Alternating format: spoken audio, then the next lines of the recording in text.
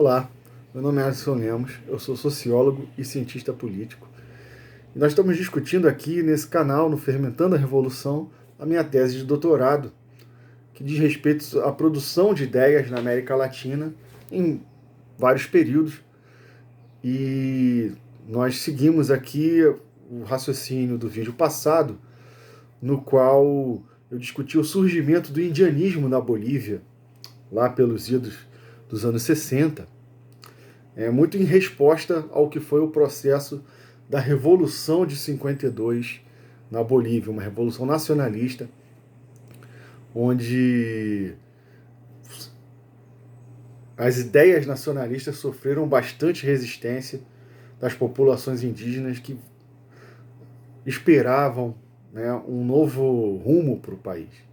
Então, antes da gente continuar esse papo, eu queria te pedir para você deixar o seu like, seguir o canal Fermentando a Revolução, ativar o sininho para vocês continuarem acompanhando a sequência do que foi a produção da minha pesquisa e os caminhos que eu acabei encontrando, né?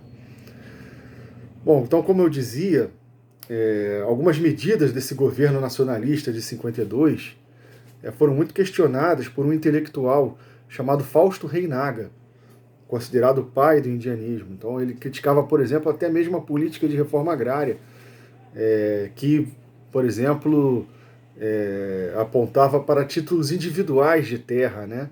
Quando os indígenas se organizavam de forma coletiva, não conheciam a ideia de propriedade.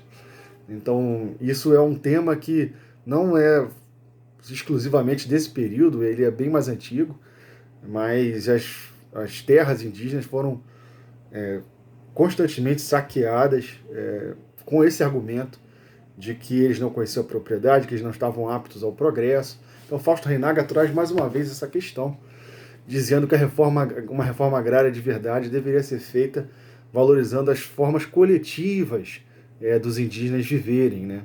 Então, isso é um tema que Fausto Reynaga trabalha na questão da terra, mas também ele leva para outras esferas, né? Até mesmo da organização política, né? Onde a forma dos indígenas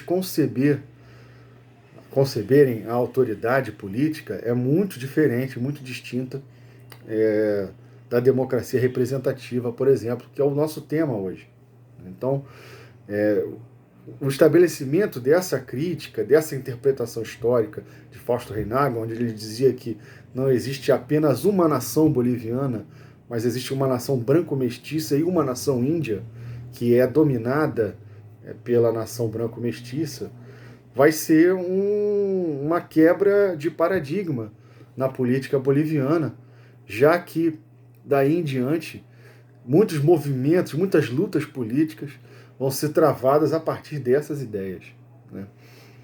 Então, o que a gente pode perceber é que, mais à frente, o desenvolvimento dessas ideias, dessa interpretação, vão levar a novas possibilidades também. Então, mais à frente, os chamados cataristas, que reivindicavam justamente a figura de Tupac Katari, um líder indígena anticolonial, tentaram combinar esse indianismo do Fausto Reynaga com o marxismo do movimento operário, com o marxismo da luta anticapitalista, que também já estava presente, sobretudo nas organizações mineiras na Bolívia, né? Então, os cataristas propuseram a luta nesses termos, né? Diziam que os indígenas eles eram não apenas uma nação índia agora, mas diversas nações originárias, Aimara, Quechua, Guarani e dentre outras, mas que no esquema atual de dominação política na Bolívia, quer dizer, no esquema atual na época, né? No esquema ali nos anos 70, de dominação política na Bolívia, eles viviam uma condição de classe camponesa explorada.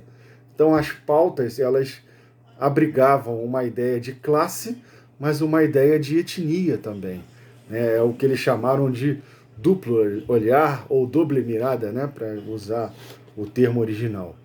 Então, essa lógica de organização política, ela estruturou toda a disputa política boliviana durante décadas, né? Inclusive originando o Estado plurinacional, como eu já havia mencionado no último vídeo, né? Então, o surgimento desses valores impacta diretamente a produção, por exemplo, de René Zavaleta Mercado, que observando esse levantamento indígena, essa organização política e reivindicante dos indígenas, que foi fundamental no final da ditadura militar no país, ele vai reivindicar também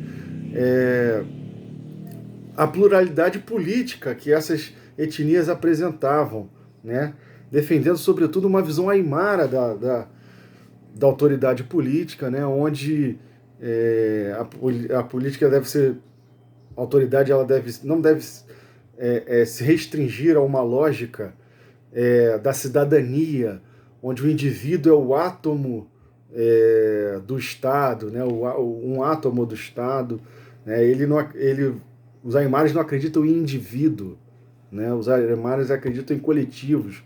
Né? Então, o René Zavaleta vai dizer que aproveitar essa visão originária de diversas etnias é, ao mesmo tempo, abrigar diversos tempos históricos numa mesma ordem política.